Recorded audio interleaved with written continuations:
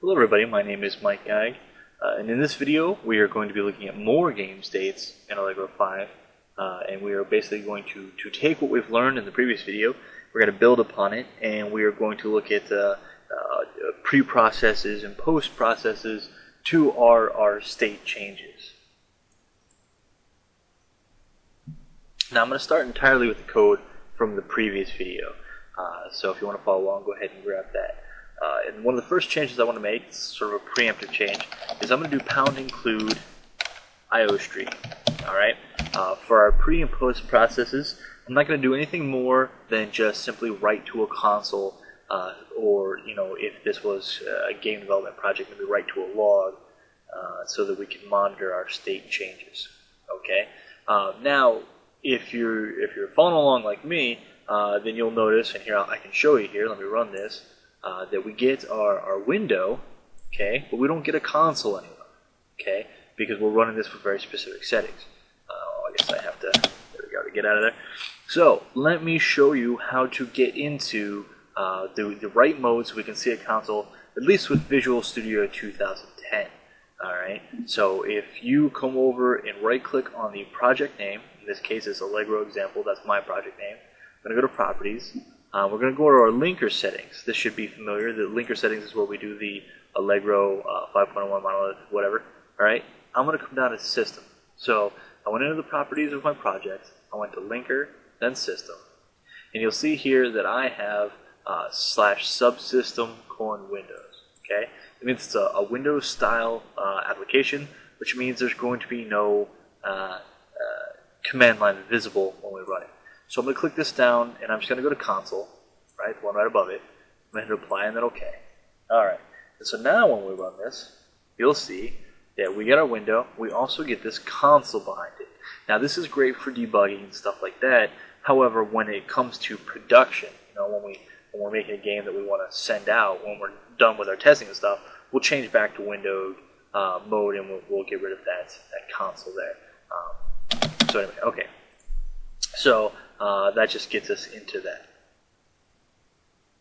Now, if you're not using Visual Studio, I can't be too much of a help with you, to turn yourself into this console mode, because I'm not familiar with every single IDE or compiler out there. However, this site here, I just basically just Googled this, says that if you're using GCC, you can do /WL, //subsystem. In this case, instead of Windows, you'll just say console. So, just wanted to show you that. If someone wants to test that out, then comment whether or not that works. Fantastic. Otherwise, it can't be too much of help there. So, my apologies for that. Okay. So, alright, so like I said, everything is the same here so far. But what we're going to do is we're going to look at something called pre-processes and post-processes. And what I mean by that is that when I change my state, okay, when I want to go from menu to playing and then playing to game over, I don't just want to abruptly change my state. You see what we're doing here? We're just state equals playing, we abruptly change. What I'd like to do is I'd like to have a system in place where I can have pre-processes, right? And so by that I mean like any code that I need to run when I leave a state, okay? Then change the state, and then run any code that needs to run when we enter a state, okay?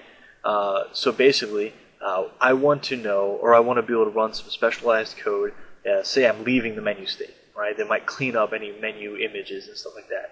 And then I'm in my playing state, and then any initialization that has to happen when I enter my playing state, so on and so forth. So I'd like specialized code sections for that, alright? And to do that, we are going to use a function, and that function is simply going to be called change state. So I'll create my prototype up here, change state, and my state is going to take in, by reference, an int state variable and an int new state. Okay, and I'll just copy this header, come all the way to the bottom and paste it, just like that. Okay, and what that's going to do is that's going to give us the ability to make our state system a little bit more robust. Okay, at the very top here, you're going to see that I do state equals menu. From this point on, we have a change state function with pre-commands and post-commands. What that means for you is a little bit of discipline. All right, you can never, ever again, using this system, do state equals anything. This cannot happen. Okay, state equals menu, state equals playing, whatever. We don't want to do that anymore. All state changes has to go through our change state function. Okay, it just has to, so that we're sure we run all the code we need to run. All right, so what I'm going to do is, instead of initializing my state menu, I'm going to initialize it to just -1, a null value. And I want to do 0 because 0 is the number of menu, or I'm going to do -1. All right, so we're just initializing that value. And anytime we change our state from now on, we're going to do it through this method. So with that in mind, before we can change any other code, we need to change, or we need to flesh out this method. So I'm going to come down here with a semicolon. And basically what we're going to do is, it's going to look really simplistic. I can't reinforce enough that in a real production environment, you would use object-oriented programming to really make this system more robust. Okay, I'm not doing that here. Like I said, just simple primer, but I can't reinforce that enough that in an actual game, you're going to have, like a finite state machine just means, there's a finite number of states, and a machine is some object. It's a type of artificial intelligence programming, but the same theory kind of correlates to game states. And it'll be a more robust system. So what I'm going to do here is I'm going to say if state equals menu, and remember this from like our last video, else if state equals playing, else if state equals game over. Oh, so this is going to be where we do our pre-commands. Notice at this point we haven't changed our state. Okay, we're just saying, hey, what is our current state? Because our current state is the state that we're going to be leaving. So this is where we put any code that says, hey, we're leaving this state, clean this up, or get rid of that, or initialize this, or deinitialize that. That's not really a thing, you can't deinitialize something. But destroy this to destroy that. Okay. Then we're going to have the very important state equals new state. Okay. This is where we actually change our state. And now that our state has changed, we're going to have these if statements again. These are our post commands. After our state is changed, what code do we want to run as we enter in our new state? Okay. So, like for instance, if my current state is playing when this is called, and I call change state game over, the first thing I want to do is I want to destroy my game objects, okay, to free up my memory and clear things out in my pre-process, because we're leaving the playing state. Or if we're in a pause mode, we don't necessarily want to destroy everything, maybe just suspend or whatever. Okay, and then when we enter game over mode, maybe this is where we would destroy everything because we're in game over mode or something like that. So pre and post. But we're just going to use some simple cout commands to write to the console to keep track of our states. Okay, and nothing spectacular. That's just what we're going to do. So I'm actually just going to copy this line, so I'm going to type a lot. And I'm going to say leaving the menu state /n. Okay, so that's what we're going to say when we leave menu. When we leave playing, I bet you can guess what it's going to say. Leaving the playing state. Alright, and then for game over, we're going to say leaving the game over state. Okay. And then our post commands here, nothing fancy. Entering the menu states.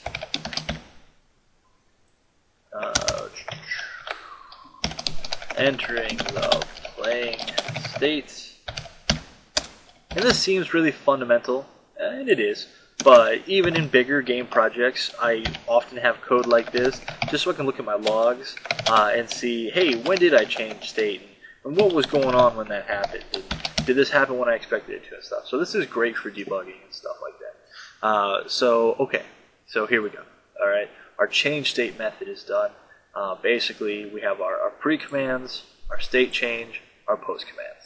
Okay, in real environment, not only would we be ready to walk, we'd be doing stuff. We don't have stuff to do. This is simply a demo. So, okay, this stays entirely the same. Our rendering is just based off a state. No different there. Okay, our updates will change, but I'm going to go above that real quick here. Because remember, our state starts at -1. The reason I started at -1 is because we are going to start our game state with the change state method. So I'm going to come up here to my project init right here, and I'm going to say change state, and I'm going to pass in my state variable and menu. Why am I doing this? Why not just say menu right here? The reason is because even though I don't have a prior state, or I'm not leaving any states, the game is starting, right? So menu is my first state. I still want to be able to run my post command. Okay, I enter the state and I want to run any post there. So that's why I'm using change state to initialize it to start. Okay, so there we go. Now I'm going to come down to my updates, and my updates are going to change. I bet you can guess how they're going to change. But instead of saying state equals playing, I'm instead going to say change state, pass in state, and the state is going to be playing. Let's copy that. Then we're going to do change state, game over. And then here, we're still going to keep done equals true. That gets us out of the game.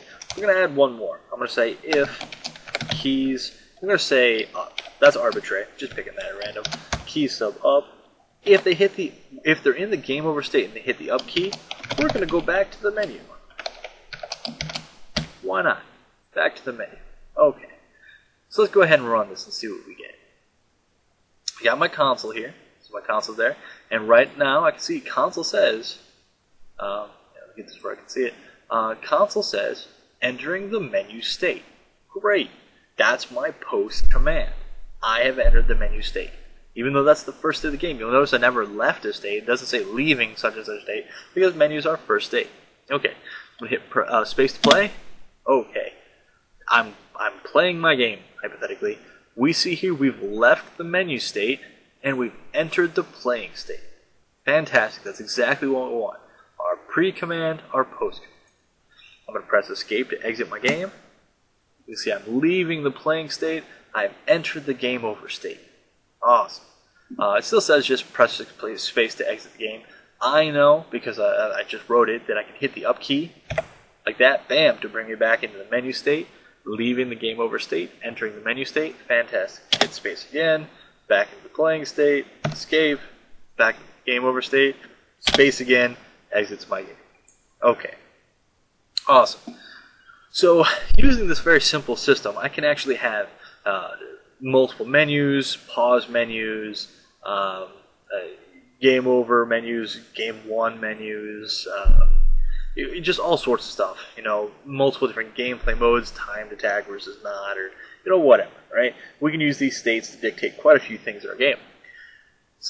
States are not limited only to games, though. So that pretty much is going to conclude this video.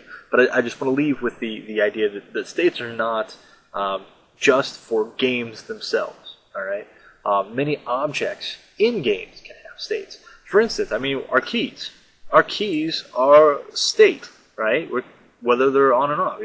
It's a state-driven system of where our keys are. It's the key state.